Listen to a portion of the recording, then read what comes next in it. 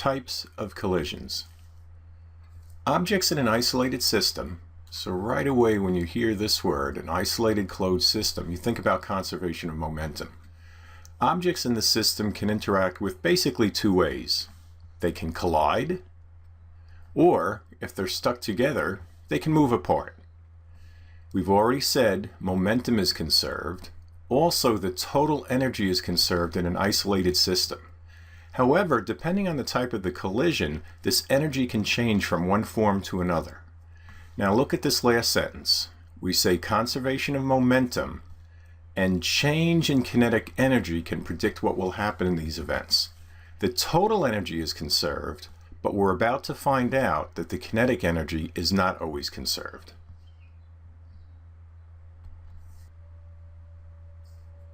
We're going to categorize these types of collisions by the way the energy changes or does not change. First, inelastic collisions. This is where two objects collide and some of the kinetic energy is transformed into other forms, such as potential energy, heat, sound, light, different types of energy. Elastic collisions, the objects collide again and they bounce off each other, but kinetic energy is conserved. It is not transformed into any other type. And finally, explosions. An object or an object breaks apart because the potential energy stored in the objects is transformed into kinetic energy.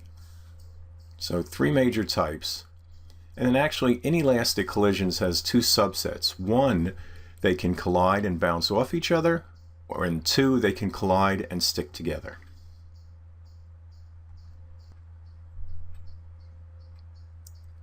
And as I just said on the previous slide, there are two types of inelastic collisions. One we're just going to call perfect. That's where they collide, stick together, and they move together as one mass. However, some of the kinetic energy is still transformed into other forms of energy. You could picture two cars striking each other and deforming each other. That energy, the energy of deformation, came from the kinetic energy of the collision. And then, I guess as good as name as any, a general inelastic collision. The objects collide and bounce off of each other, transforming some of the kinetic energy into other forms of energy.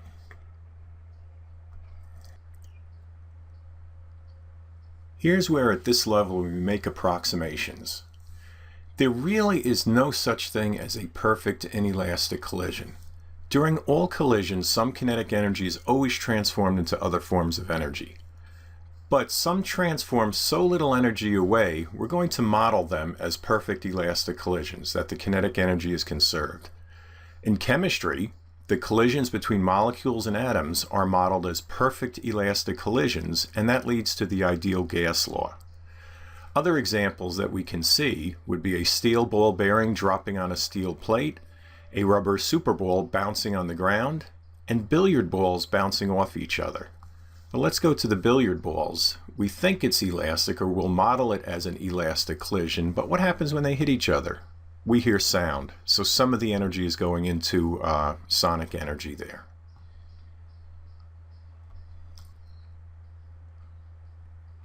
Here's an example of an explosion. Let's just take a firecracker. A firecracker has chemicals inside of it that when ignited, they transform into kinetic energy, light, and sound. That's fireworks. Another example is if we have a little cart with wheels and we attach it to a compressed spring against a wall perhaps. We push the spring against the wall and then we release it. The cart starts moving.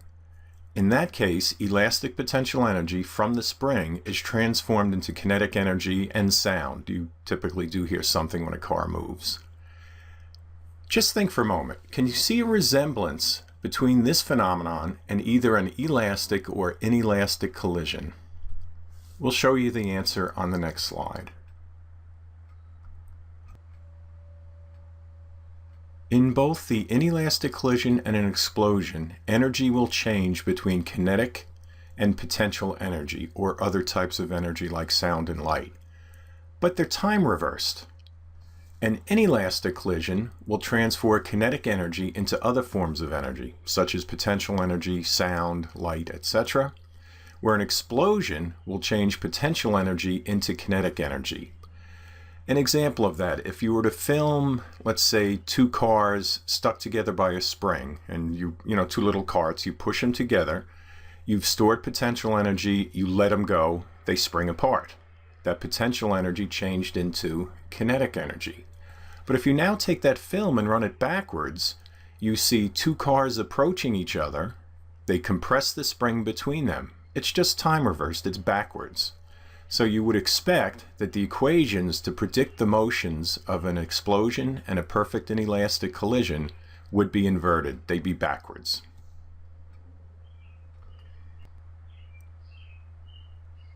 This is an extremely helpful chart for you to study the different types of collisions. Even though you've probably printed this out or you're taking a picture of it right now with your phone, I strongly recommend you actually write it down. Get your hand and arm and brain all working together to write this. It'll help put it into your brain better. So we have the 4 different collisions: general inelastic, perfect inelastic, elastic, and explosion. We talk about what happens in each case. And then this is an interesting column. Since we're dealing with an isolated system, momentum is always conserved. That's a pretty easy column. Yes is the answer. Kinetic energy, for the most part, is not conserved. The only time it is conserved is in an elastic collision. And as mentioned earlier, there's really no such thing as an elastic collision, but we're close enough and the math will work and give us a good prediction of what happens. So please take some time, write this down, study it, and make sure you catch the interrelationships between the various different collisions and the explosions.